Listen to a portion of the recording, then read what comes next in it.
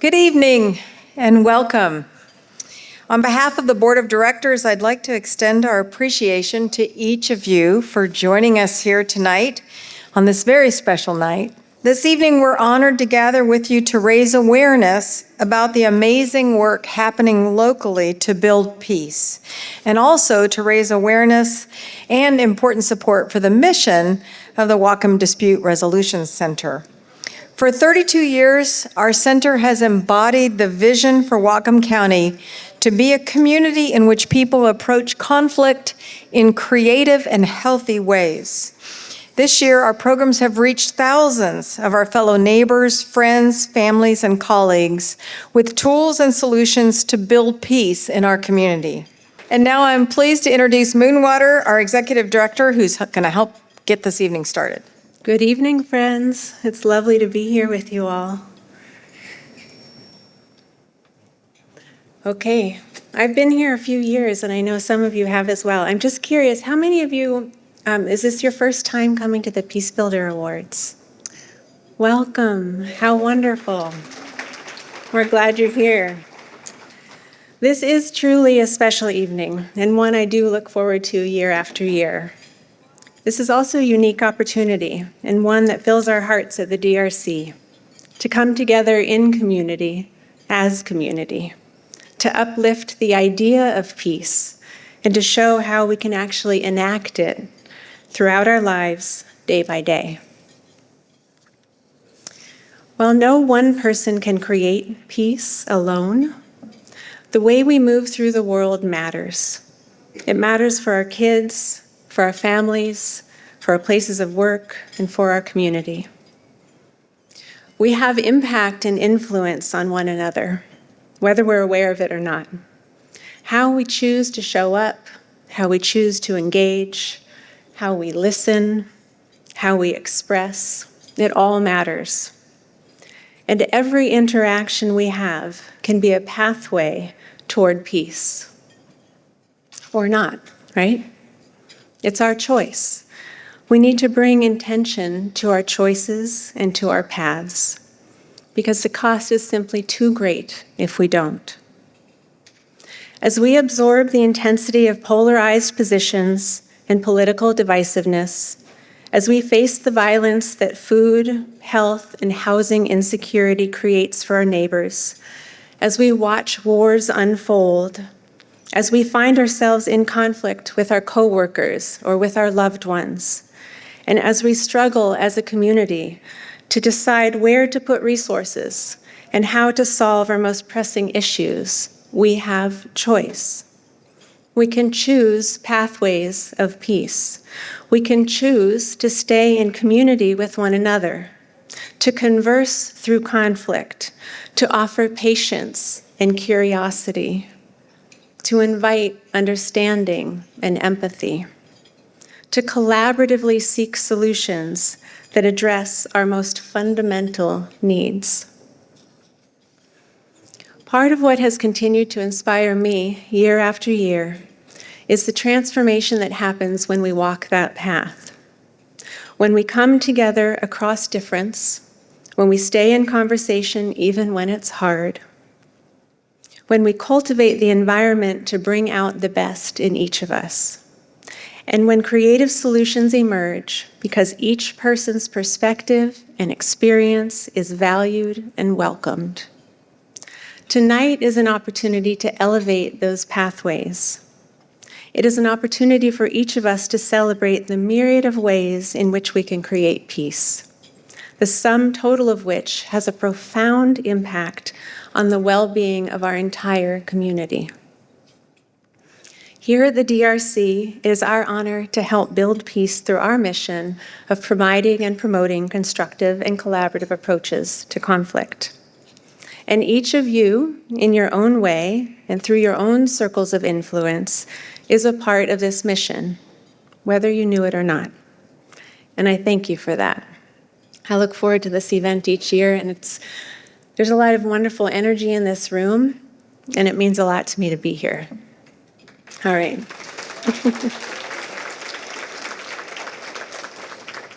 Let me share with you just for a moment a little bit about the DRC. More people than ever are turning to us for support, to build their skills, to assist them in resolving conflicts. We've seen a 190% increase in intakes for our supervised visitation program alone just in the past year. We've had a huge surge in requests for youth conflict resolution workshops, with 349 young people served through our workshops in the last 2 months alone. We reached 70% of our entire programmatic year's goal in the last quarter. Our youth program has also had significant additions to it. We've become the new home for Juvenile Court's Community Links program, an evidence-based diversion program that utilizes community connections to help youth stay out of the justice system. I'm very happy about that. We have also launched pilot services, bringing workshops to youth who are currently in the Juvenile Detention Center, and we're bringing our services on site to Northwest Youth Services ground floor program. There's more good stuff. We have also facilitated large group discussions for many local organizations, from higher education institutions to grassroots nonprofits to government and private workplaces. We've already seen more than a 35% increase in people served through group facilitation at this point than we did over all of last year. Our family mediation services are also deepening in their impact. More and more families are coming to us sooner in their separation process, enabling us to help them from the beginning of their journey when emotions are high and they don't necessarily see a way forward, all the way through to where their feet are back on the ground and they can see a path ahead with their children and their co-parent. In the realm of mediation training, we've launched a new cohort of mediation practicum students. We've certified several new mediators. We've deepened the skills of our existing staff through parent-teen training, advanced family training, multi-party restorative practices training, and we recently brought a custom 40-hour mediation training to the Lummi Tribal court staff. Day in and day out, we're seeing the tremendous need for conflict resolution work locally, and we're honored that so many people reach out and trust us to help them navigate some of the most difficult times in their lives. We believe at the DRC that our work is part of this ecosystem of peace building in Whatcom County, and we are so proud to be working alongside the amazing individuals and organizations that you're going to see highlighted tonight. These awards are an intentional way for us to join with our entire community to identify and elevate the diverse, important, and creative pathways individuals, organizations, and businesses have chosen to contribute to a more peaceful community. Each of these award recipients is helping the people of Whatcom County to engage meaningfully in our collective good, right? Each in their own way is addressing the unique aspect of peace building, creating connections, fostering inclusivity, meeting basic needs, cultivating kindness, and humanizing one another. Our award recipients tonight are inspiring us to see that it's possible to choose peace. Also inspiring us this evening are our young peace poets. With support from Village Books, we invited young people in grades K through 12 to submit poems about peace or other aspects of conflict or conflict resolution. Now in its 12th year, we've received one of the largest groups of submissions yet, with over 70 poems submitted from young people all throughout Whatcom County. 5 students of varying grade levels were selected, and we'll get to hear their poems throughout the evening tonight. First, though, we're going to begin with our Peace Builder Awards. Our committee was in awe of the incredible nominations submitted this year, recognizing that we are so blessed to live in a community of such care and compassion. Tasked with the difficult endeavor of selecting the award recipients, we are so pleased tonight to be able to recognize outstanding individuals and programs in 7 different categories. And we know that you will be just as inspired by these incredible humans as we were, and we hope that you'll continue to engage with their work beyond this evening. Are you ready to hear about our award recipients? All right. So we have some beautiful videos that have been created. We'll share a video and then we'll have our award recipients come up on stage. So we'll start with our first award this evening. Please join me in learning more about our first awardee, April Katz, and the AIROW project.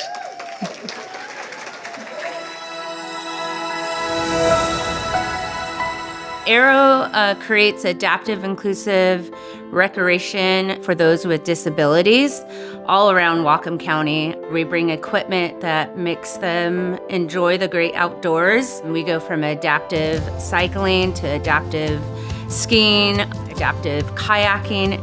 The inclusive part is just making sure that everyone has fun and breaking those barriers and making sure that they're included with their peers. And I think that's my passion behind it, is to break those barriers and to keep going and to also show these individuals that you can never give up. As a community, we have a lot of organizations that work with this amazing disability community. What I would love, love, love to see is to be creative together, to keep making an impact, and I'm excited to see more adaptive equipment in the water, on the mountains. Recreation is for everyone. There's multiple events that we showed up as a community, and one of them is Ski to Sea. From junior Ski to Sea to having the first hand cycle mountain bike on course ever. And just to see this individual crossing the line and feeling included around her peers was so moving, and I was definitely crying at the end. It's that inclusive part. When you're riding your bike and no one sees their disability, they just see a bike and someone going off on those jumps.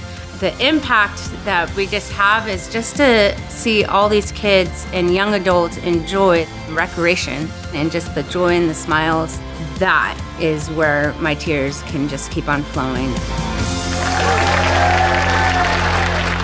Man, I'm gonna try not to cry, but this award really is gonna go out to my daughter, Chloe. But mostly, one of my biggest quotes is, be the person you needed when you were younger. And this is for every special needs kid. I was there. I was that kid struggling at school. And surfing really helped me in outdoor recreation. No one sees my disability. And that's exactly why I started the AIROW project. And my goal is to really have adaptive gear at Mount Baker, adaptive kayaks on that bay, and adaptive mountain bike trails on Galbraith. And what an incredible community. Whatcom County is just beautiful, and it has so much potential and opportunities for those kids.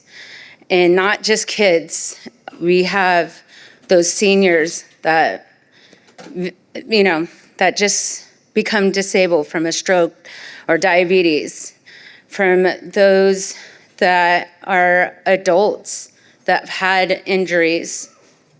And thank you guys for this. And when you see us on the trail, say hi.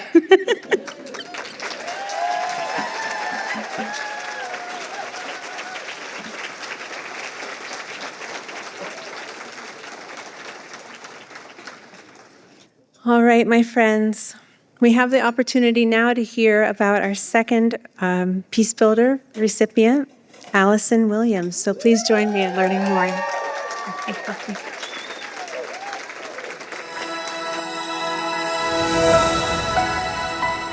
I started working for Whatcom County Health and Community Services in 1992.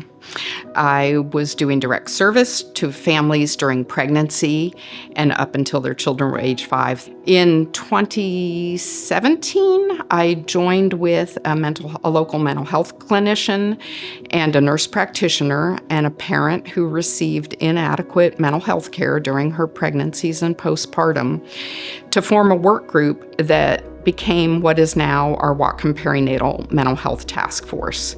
We're a community-driven collaborative working to build a community standard of care around perinatal health and well-being. And we're working to build perinatal health and well-being by building services and supports and resources and easy-to-follow pathways.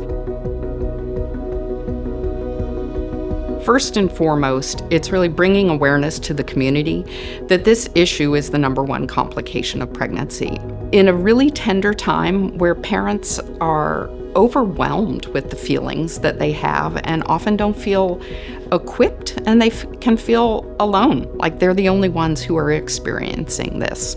We're reducing the stigma and social isolation around asking for and receiving help, and really understand that they are not alone, and that this is a hard job being a parent, and that they can feel better with all kinds of support.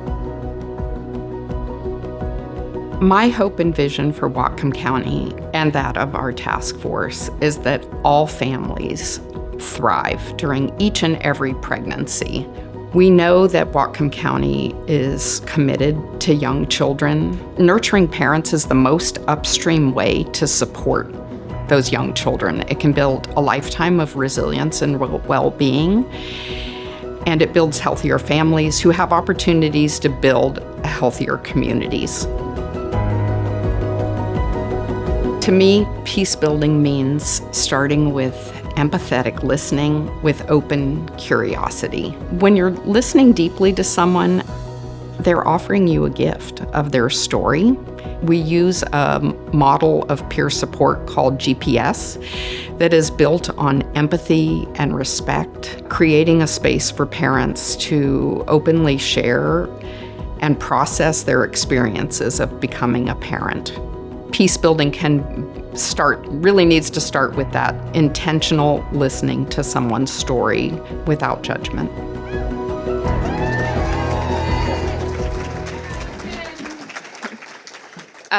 Thank you very much. For those of you who know me well, being in the limelight is not a comfortable place, but I am very grateful for this award, and thank you to the Dispute Resolution Center and my colleagues and community partners who have supported me in this work. I'm inspired by many people this week when I was reflecting on what it means to be a public servant. One of my public health heroes is Paul Farmer, who left this world too soon, but he based his work throughout the world on accompaniment, and that's really walking with people through their journey. And as I said in the video, it really is a gift when someone does that. I draw inspiration from my family. I have 4 generations here tonight, which is incredible, and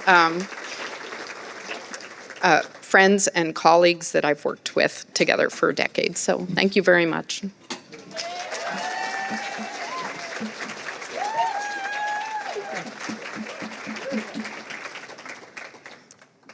Congratulations, Allison. All right, we get to hear from another youth poet. And can I say, it's kind of hard to come up and speak in front of hundreds of people, just for the record. So kudos to our award recipients and our poets for coming up here and being willing to speak some words this evening and share some words with us. Maggie, will you please join me?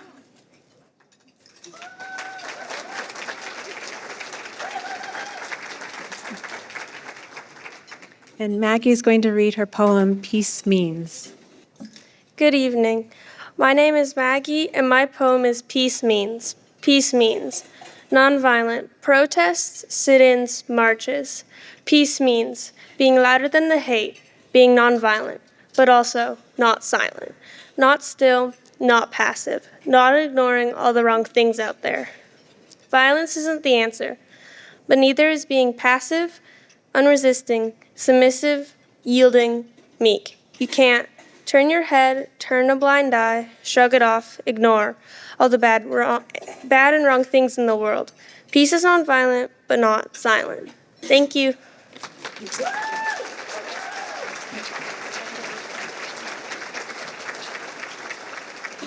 Congratulations, Maggie.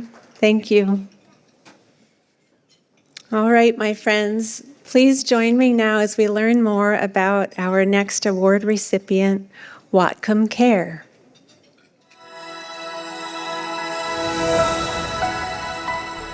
Whatcom CARE was started in 2020 by parents and educators who wanted to form a group to help facilitate anti-racist learning in K-12 spaces, and not just cultivating anti-racist curriculum and anti-racist teaching and supporting educators, but actually showing up for the students that experience racism in the day-to-day and showing up for them in a way that sometimes a school cannot.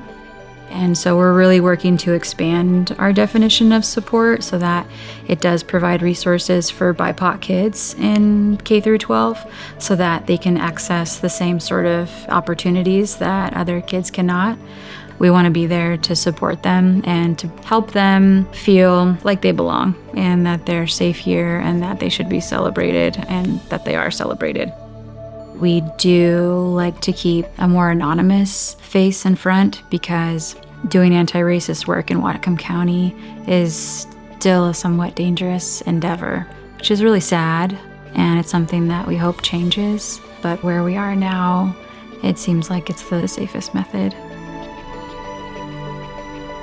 Our hope is that all of the school districts are made to feel safe and that students aren't just protected, but also celebrated, and that their histories are shared, and that they can find pride in their cultures and feel a sense of belonging. And that's facilitated not just by empty platitudes, but by real action, by educators, by administrators, by community members, by everyone.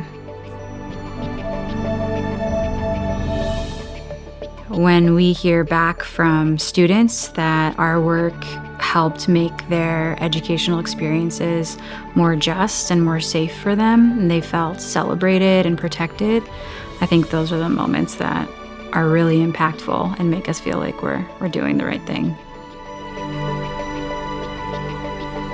Peace is sort of the ultimate goal, but you can't have peace without justice, and that requires accountability, that requires facing realities and your actions and what exists now. And so it's really facing our past and embodying the change we want to see and doing so in a way that is impactful, meaningful, and filled with action. Hi, thank you. My name is Tazeen Mohammed Ali, and I'm one of the co-founders of Whatcom CARE, Whatcom Coalition for Anti-Racist Education.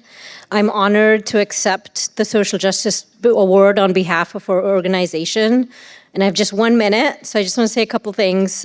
First, that the work that we've been able to do would not be possible without our action team volunteers and limited staff who largely work behind the scenes to put in countless hours, many of whom couldn't make it today in person.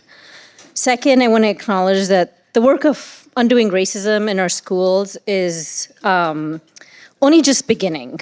So while awards and accolades are important to highlight and celebrate successes, let's make sure that we use this momentum to continue the work rather than to enable complacency. Lastly, we honestly can't do this work alone. System changes require community commitment, and that means people like you and me need to show up and advocate for anti-racism, starting in our homes, our classrooms, but also at school board meetings and all the way up and down the ballot box. Thank you.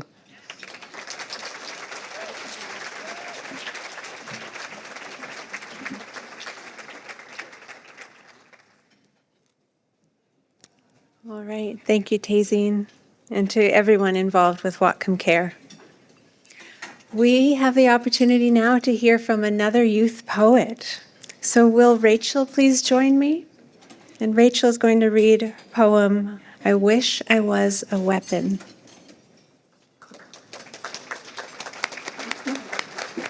My name is Rachel Snook. I am in 9th grade at Linden High School, and the inspiration for this poem was how people of much influence or authority should use their power for the good of the peoples, not the good of the individual.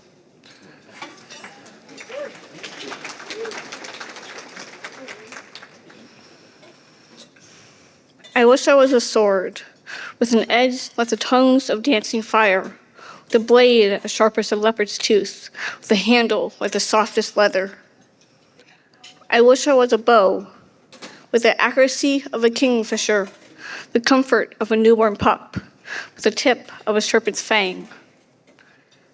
I wish I was a club, with spikes like the angriest thorns, a base of the hardest wood, with the swing of a charging bull. I wish I was a weapon, one with much power. Power, not out of greed, not out of the human desires. Power, can it ever be used for good? Can it ever be used for a positive purpose? Can it ever be used out of the love of an inexperienced heart?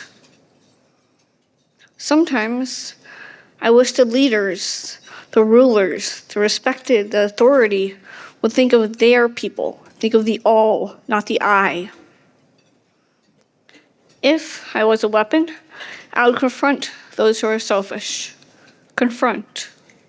Not kill, not encourage, not war, only confront, agree, communicate, listen. Listen, hear the sound, the cacophony of the powerful's babble. Listen, hear the sound, the harmony of the quiet presenting their opinion. Communicate. Talk about change, about perspectives, about hope. Agree. Decide on what to do, on what would be best for all. I wish I was a club, a sword, a bow, a weapon of change, a weapon of love, with the power of kindness, a weapon of peace.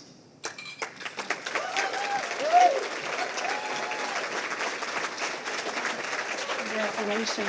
These are beautiful words. Are you going to take a photo? Let's see. You ready to hear about another wonderful award recipient? All right.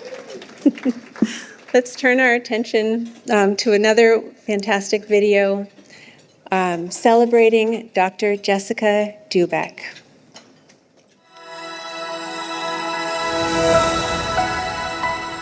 Oral health care is a service that is hard to access, and the goal of DentALL is to help bridge that gap of dental services for the underserved. After my decade-long stretch at Lummi Tribal Health Center, I witnessed the need of surrounding communities that really needed dental care, including my own. One of the populations that were in most need are those housed at the Whatcom County Jail. DentALL was able to set up a portable clinic and go in, and we see patients on a weekly basis. Having the opportunity of working with the folks at the jail was a starting point for DentALL and really opened my eyes to what the possibilities would look like if other options were available for patients. We had the privilege of working with Orcas Island and numerous community partners to set up a portable dental clinic out on Orcas Island. And that work has been so meaningful. I have witnessed people getting dental care after decades of minimal to no dental services. It amazes me that dentistry can be life-changing. Getting confidence, a sense of belonging, giving patients a smile that they can be proud of is really meaningful for a lot of our patients who have experienced insecurities when it comes to their mouth, their teeth, their health. DentALL's big mission is going to where the patients are. We're going to be portable, we're going to be mobile. We will be able to bring portable equipment into spaces and be creative how we deliver dentistry. We want to expand our services and continue our reach in this county and surrounding counties. Peace building is one of my commitments to recruit and nurture a team that can be compassionate, empathetic, and meeting the patient where they're at. Being understanding of the background of where patients come from and being understanding chairside is DentALL's mission to serve the patients the best we can.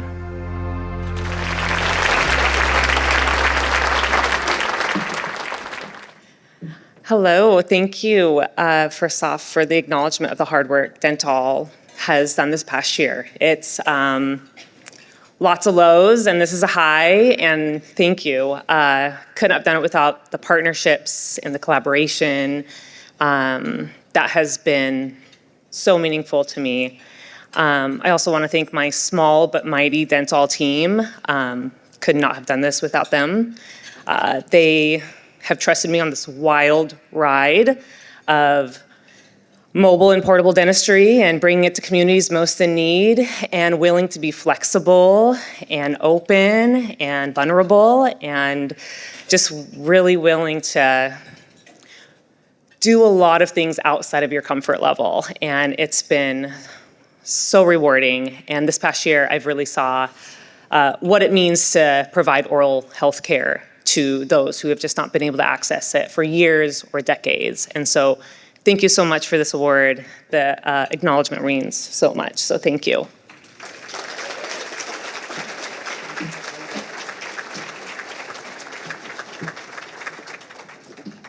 Congratulations. Okay, we get to hear from another youth poet, and I believe it's going to be DentALL reading their poem, Peace. DentALL, will you join me up here? Hello, my name is DentALL. Peace. Peace unites us together as humans, no matter your gender or color of skin. Peace connects us to nature, to the world, to the universe. We have to believe that the hardest of times will pass, because if we don't believe in the impossible, nothing will be accomplished.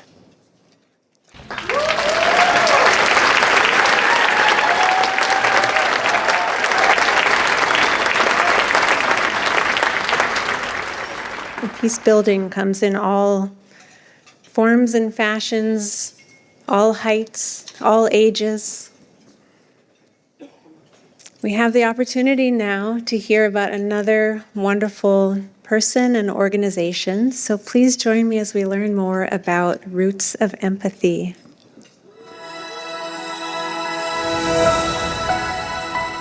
So Roots of Empathy, at the heart of the program, there's a tiny teacher, a little baby, who's a teacher of empathy in grade school classrooms. Babies are the tiny teachers of humanity. The students are all around the outside of the green blanket, attuning, listening, observing, and they're feeling the baby's feelings. They see the baby's humanity, and then they're able to see that in themselves, and then they're able to see the humanity in each other. In the fall of 2022, we had 12 classrooms in one school district in Bellingham. And then in 2023, we had 27 classrooms across 4 school districts in Whatcom County. And this upcoming school year, there's been requests for at least 45 classrooms in at least 5 districts. There was a Washington State evaluation last year that included Whatcom County, and about 80% of the children said if someone was feeling sad or alone or scared, they would help that child. More than 90% of teachers said that they saw improvements in their children's mental health and well-being. Roots of Empathy doesn't just come to a classroom, it comes to a community. And because of the community's warmth and welcome, this program is able to happen that nurtures empathy in children. My vision for Whatcom County is that Roots of Empathy is able to be offered in every grade school classroom. And the vision of Roots of Empathy is changing the world child by child. So really reaching into the availability and the offer for every child to have that experience. With Roots of Empathy, the mission is to build civil, caring, and peaceful societies by creating empathy in children and adults. It's more than the absence of war. It's creating a culture where there's understanding and there's respect between all different communities together.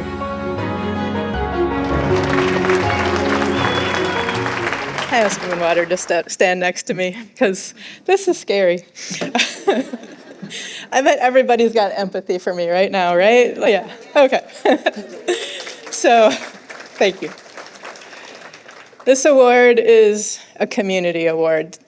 Can you hear me? This award is a community award. So, what I'd like to ask you right now is, can you feel, that right there. What I'd like to ask you right now is, can you feel your heartbeat? Take a second to just feel your heartbeat. And feel the gift of the warmth of this moment. Can you feel the warmth of our community sitting right here?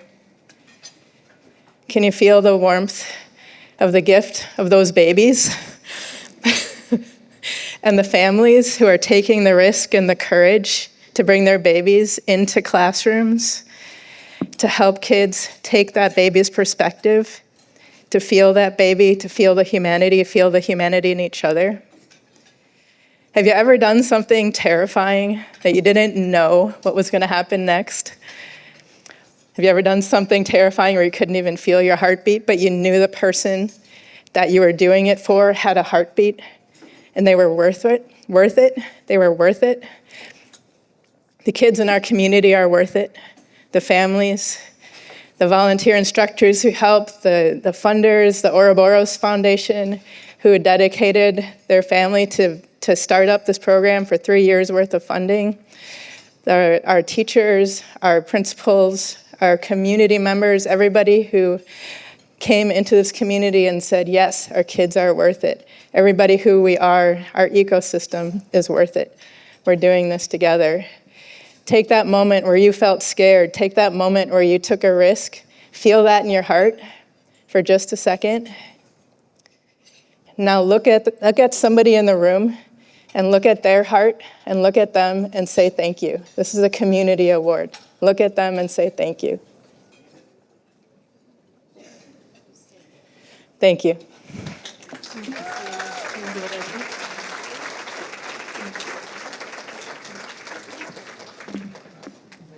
Thank you, Sarah. Are you all ready to join me in sharing some more awards and hearing from another youth poet? All right. Well, it is my pleasure then to restart our program. And we get to restart it by learning more about some wonderful human beings doing some wonderful work called the Penpal Project. So please join me as we learn about the Penpal Project. What we do at the Whatcom Penpal Project is we connect people inside our county jail, Whatcom County Jail, with other local community members, pair them as pen pals, and then we help provide support for both people inside and outside and continuing to make that connection thrive. Both me and Sarah do mutual aid work in the community, so we saw the need just kind of rise up pretty naturally and informally started to write letters to folks because that was the only way they could stay connected. In-person visits haven't been allowed in this county jail for a number of years now. And then the calls and the texts cost money. Sometimes you're not allowed to do video visits, so sometimes this is the only way people are really talking to other human beings. And having someone to just talk to, I think, as a basis is really important. Some feedback that we've gotten from participants on the inside is that there's like a tangible difference on how they're treated. And when people, let's say, notice that there are people who care about them and people who are writing to them. But also it gives them an ability to like speak and humanize themselves in a way that's not often provided in jails or in the court system. It's hard to describe in some ways, but it's meant a lot to me, and I feel like there's been days where I felt really down and I get a letter in the mail, and it even if there's like, you know, sad things happening, it makes me feel a lot better. Peace building to me looks like reaching out to our neighbors, talking with them, having conversations, but also giving other people and ourselves chances, not drawing hard lines and having the like hard conversations rather than turning away from each other. In that way, we contribute to peace building by trying to create these connections between our neighbors, both inside and outside of Whatcom County Jail. We have a larger shared understanding than we may realize with one another, and that we do have like the solutions and the approaches and the ideas to kind of create a more just and a more kind world for one another.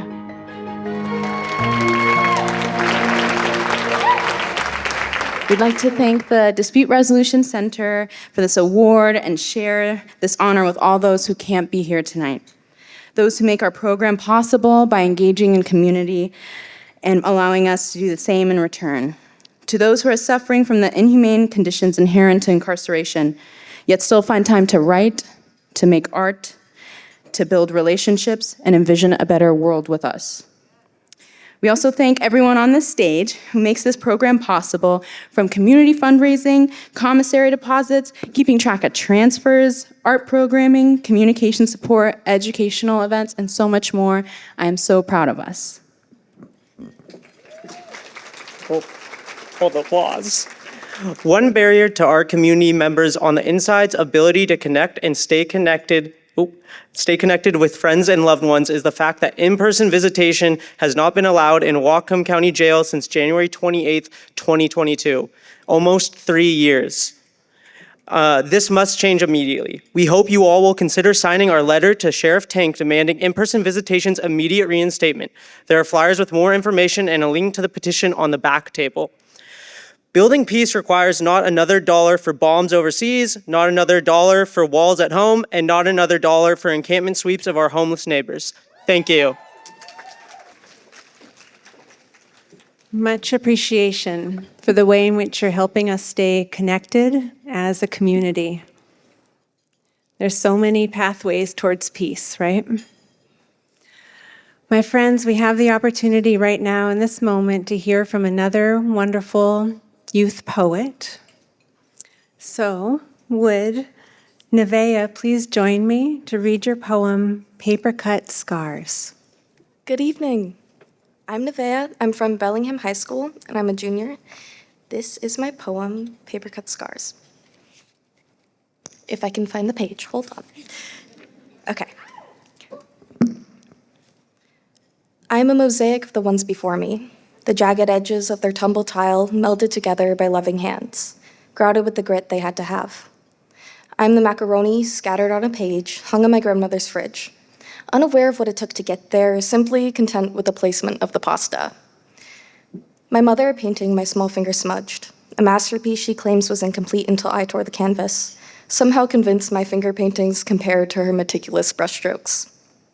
My father paper thin from funding my tears, warped as if the liquid color seeped into his lungs, bending and breaking the fibers of his soul as if he wasn't meant to carry the weight of my words. I am the tapestry woven by their stories and the fragile strings that held them together, painstakingly sewn by blistered fingers and tired eyes, completed with signatures I can't begin to pronounce. I am that stained glass window you went to in the church you went to as a little girl, vibrant in the shadows despite the mismatched colors, the shapes meaningless without the support of the ones around them. I lie here with paper-cut scars while you lived with battle wounds. I am warring nations, yet the little girl locked in her room. I am the love that built bridges and the grudges that still fume. I am the made-up lines that caused genocide, the daughters of veterans. But my only worry is how to set my head aside and to say these words you've left unspoken. Thank you.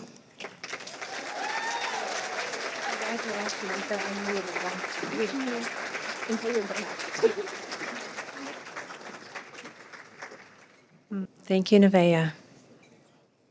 All right, my friends. And last but certainly not least, we come to our final Peace Builder awardees of the evening. So I have several folks that I'd like to invite up who are all connected to the Trusted Adult Workshop.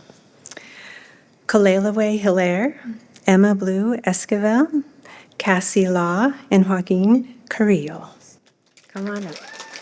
Actually, wait, we're going to watch your video. What am I doing? I've been running the whole program smoothly. Hang tight, friends.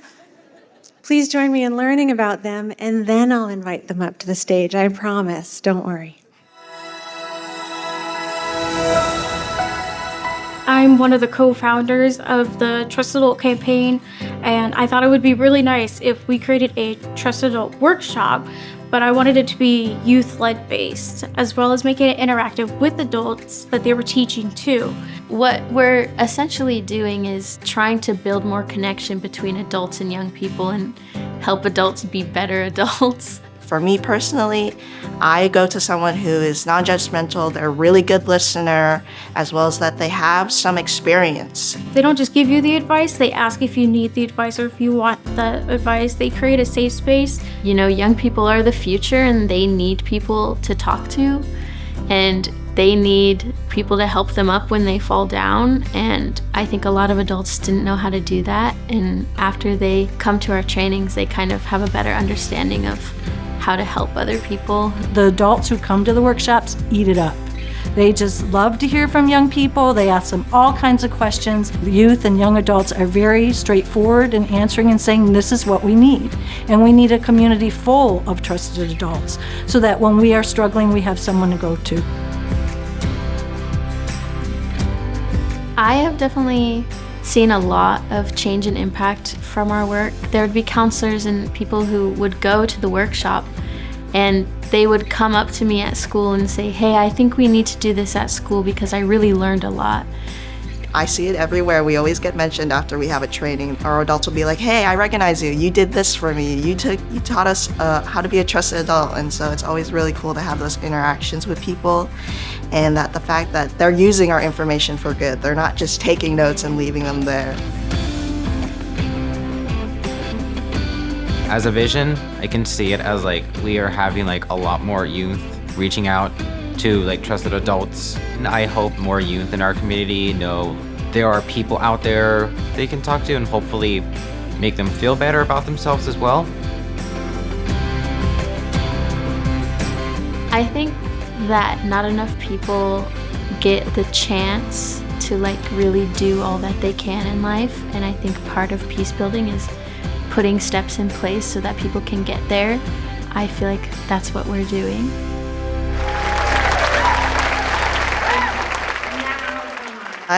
Oh my God. Well, thanks so much. We really appreciate being nominated and chosen as well. We really want to thank Jeff Morgan for nominating us and supporting us along the way. Thank you. We love you. And one thing I want to mention is that we're hoping to reach out more to other communities more than just Whatcom County. And so just a kind of self-promo, if you want something, you know, you can reach out.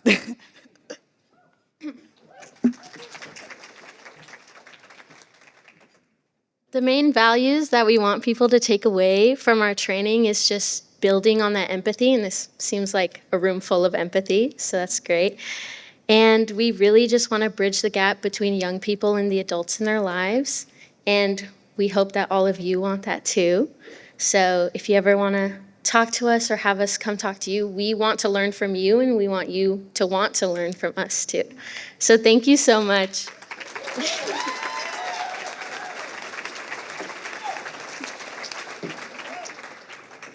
I just want to give a huge thanks to adults that are, I feel like, kind of finally starting to listen to our youth. It's very helpful, especially when we had the COVID-19 crisis. And honestly, I just really want to give a huge hand to this group because they were just amazing.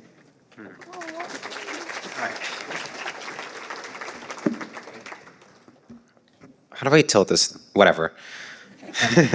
Man, I'm too tall for this. Actually, you know, I think this is fine. Yeah, I do want to thank some adults in my life as well. My parents down there. Yeah. They really have helped me along the way in my life, especially as someone with autism and like other, mainly autism. I also want to thank the Autism in a Mainstream program down at Northern Heights.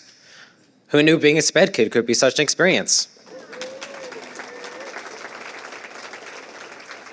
And I also want to thank my friends that I platonically love, because they have also helped me along the way throughout school as well, because I don't know where else I would be without all of those people today. Thank you.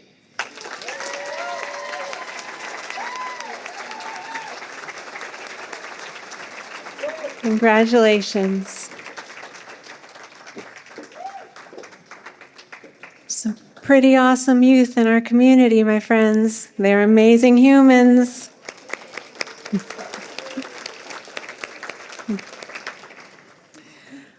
All right, folks, that actually brings us to the close of the awards portion of our evening. So could we do a round of applause for all of our poets and award recipients?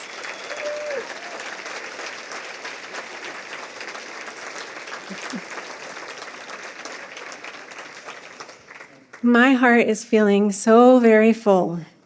And as we've seen tonight, there is remarkable work taking place in our community. And after over 2 decades of the Dispute Resolution Center presenting these awards, it's amazing each year still to hear about the many ways that people are leaning in to do peace-building work. Tonight's award winners truly are working tirelessly to meet basic needs, create inclusive spaces, build and strengthen connectivity between diverse groups of people, and humanize one another, right? So we can collaborate to solve the complex challenges that our community faces, and to be able to do that together. As I shared before, and just want to keep encouraging you, we encourage you to keep learning about the wonderful folks and groups and programs that you've heard about tonight, and engage with them beyond this event. And it's my pleasure in this moment to shift inward to the Dispute Resolution Center and to share with you a bit more about our role and our impact within our community.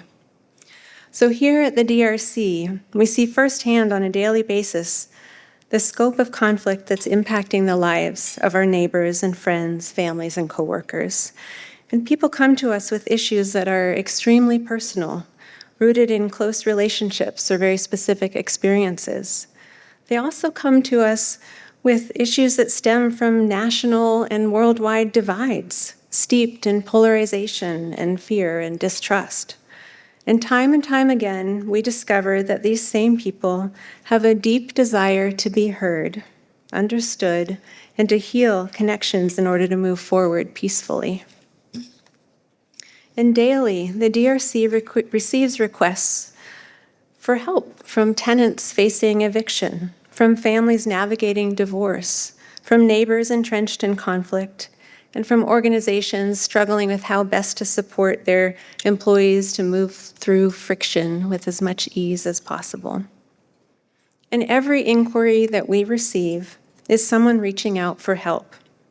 And it is profound what can be accomplished when you provide a listening ear and the opportunity to forge a path forward through a difficult situation. We operate with such care for every person who calls. I couldn't be more proud to work with the folks that I do. And in providing confidential services, we are creating spaces for people to connect with us in moments of great need, and with the confidence that we will honor them with dignity and respect. So it would be my honor to share with you all now a few examples of the ways in which that we've been able to help.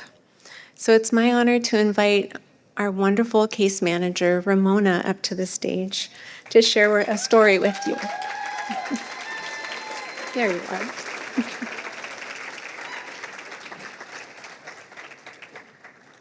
Thanks, Ramona.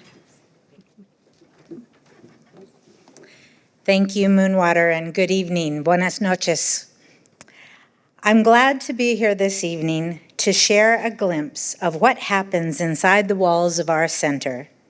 This is a story from a Spanish language family's mediation session that I was able to co-mediate with a fellow mediator earlier this year. I have changed some identifying details to protect their confidentiality. As bilingual mediators, we were glad to be able to provide the session entirely in Spanish, ensuring that our clients could speak their primary language. There are many factors that lead to family conflict. In this situation, Juan and Manuel were cousins who got into an argument at a family gathering. Accusations and insults were exchanged, fueling distrust about their family relationships and threatening their sense of safety. The situation quickly escalated into a physical altercation. Manuel, who had been drinking a significant amount of alcohol, pushed Juan and knocked him into a wall. Juan called the police and filed an assault report. Juan also filed a restraining order against Manuel. This interaction caused a significant rift, not only in the family gathering, but in the aftermath throughout the entire extended family. Over time, the case progressed to court, where the judge suggested that the two cousins try mediation to resolve their dispute. To help the parties access our services, the judge revised the restraining order to allow them the opportunity to mediate. On the day of the in-person mediation, my co-mediator and I had the parties arrive at staggered times to ensure their safety and comfort. When Juan arrived, he was very nervous and worried about being in the same room as his cousin. He wasn't sure how things would go. We talked this through with him and offered reassurance about our process. We affirmed that we would be with him the entire time and that we would make sure that everyone remained respectful to one another. Juan felt relieved after understanding more about the process and what to expect, and he decided to proceed with the mediation.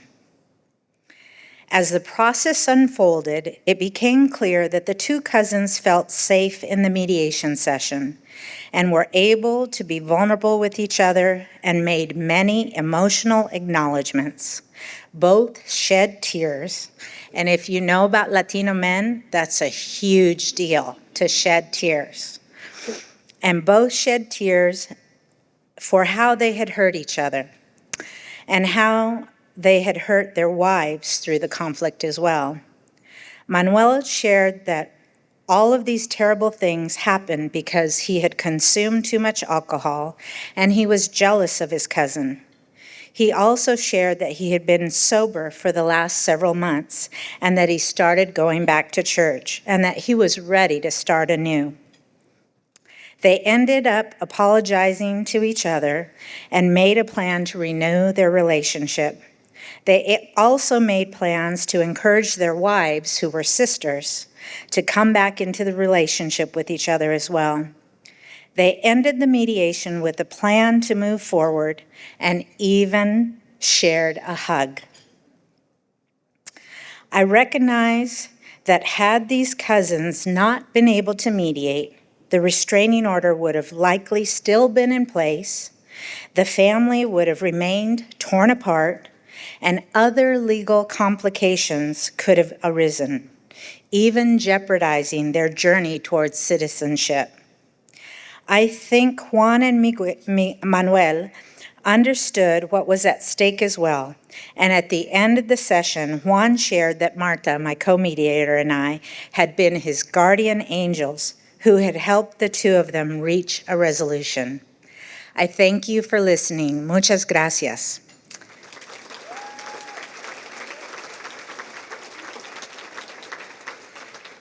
And now I'd like to welcome my coworker, Gemma, to the stage to share about supervised visitation program. Thank you.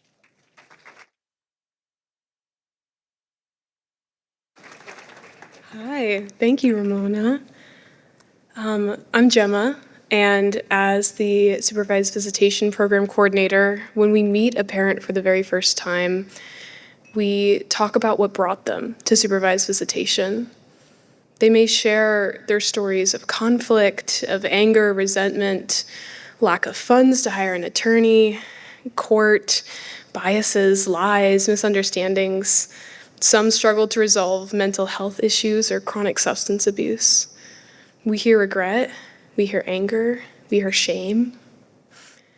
And most families come to us with court orders. Maybe there was an incident, an altercation, an arrest that broke a family. We serve those families for whom custody has been awarded to one parent, and the other parent is only allowed to see their children in our supervised space. So we hold that space. We listen to their stories without judgment. We treat all parties with respect, and we support the children to have a safe and special time with the parent that they can't see otherwise. Most parents can't believe that they've found themselves here, in a strange room with strange people, to see the children that they watched grow up. It's often a very unique reunion. Children walk down the hall of our visit center with us to the room where their parent waits, with anticipation and concern. That usually disappears with the first hellos and hugs and is forgotten in games and stories, lost in the exuberant freedom of play. Recently, we had a family come to our services after a domestic violence incident. Police had been called to the home, a parent had been arrested, and all communication had been severed between that parent and their family. The parent was remorseful and overcome for much of the initial intake. They took several breaths to wipe their eyes, take a breath, and at some points were unable to speak for the emotion.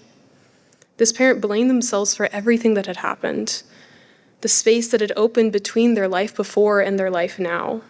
They anxiously moved through our process in anticipation of being able to see their kids again. When their time came for the very first visit, the children raced down the hall to see their parent.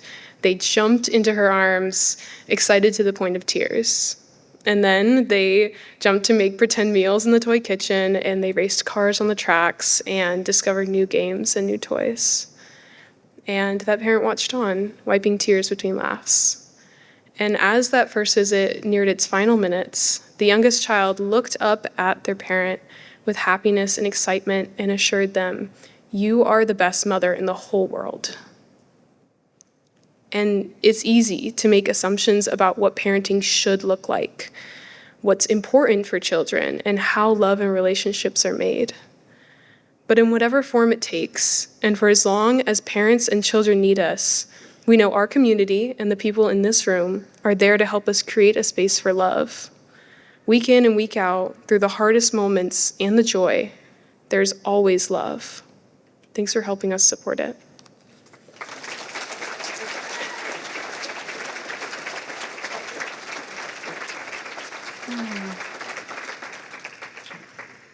Thank you, Ramona and Gemma, for sharing what happens inside our doors each and every day. This work is truly only possible with the support of our community. I'd like to invite our board vice president back up to the stage, Cindy, to share just a little bit more with you, and then you're going to get to hear from a couple other folks that are in the room. Cindy? Thank you, Moonwater. I'm short. Okay. As a board member, I have the privilege of regularly hearing about the positive impact of the WDRC, and I couldn't be more proud to support this mission.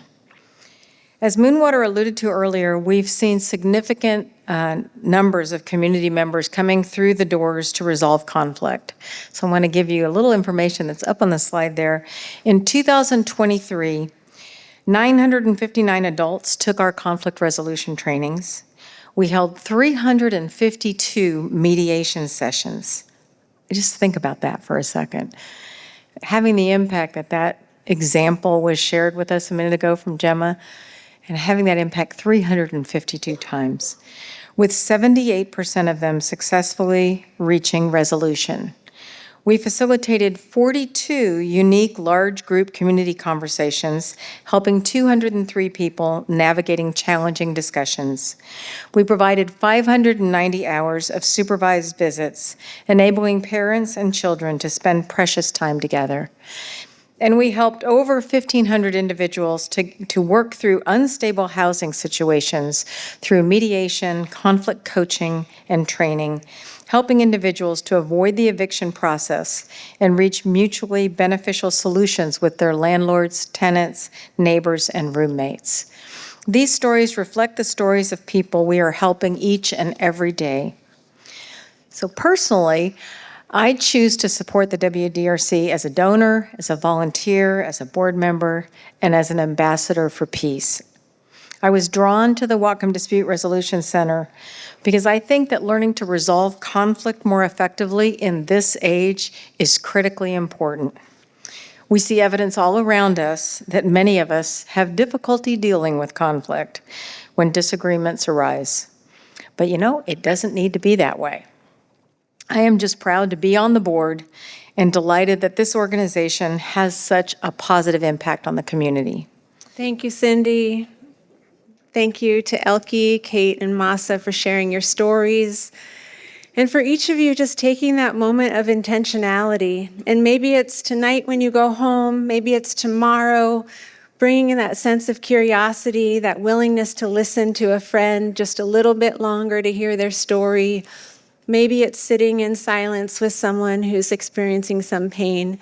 There's so many different ways we can contribute to peace building, and we really appreciate that you're a part of that with us here tonight. My friends, a giant thank you for being here tonight. Thank you so much to People's Bank as our presenting sponsor, to BTV, City of Bellingham, Lindsay Street, each of you for attending, all of our sponsors. Oh, it's going to be over there. Yes. All of our sponsors, underwriters, event supporters, the DRC staff, board, volunteers, mediators, trainers, facilitators, every single one of you for being here, for building peace, for joining with us, for lifting up these incredible Peace Builder Award recipients and our wonderful, wonderful youth poets. Thank you, thank you, thank you, and have a lovely rest of your evening.